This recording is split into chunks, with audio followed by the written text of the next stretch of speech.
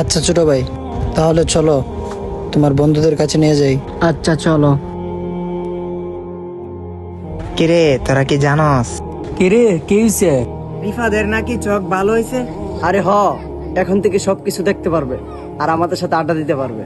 তাহলে চল আমরা গিয়ে দেখে আসি। চল দেখে আসি। ভাইয়া আমার বন্ধুরা কোথায়? আছে, আমি তোমার 3 বন্ধুকে ডেকেছি, তোমাকে ওদের কণ্ঠ না শুনেই চিনতে হবে। আচ্ছা ঠিক আছে ভাইয়া, আমি ওদের কণ্ঠ না শুনেই চিনে নেব ইনশাআল্লাহ। আচ্ছা ঠিক আছে, তাহলে চলো।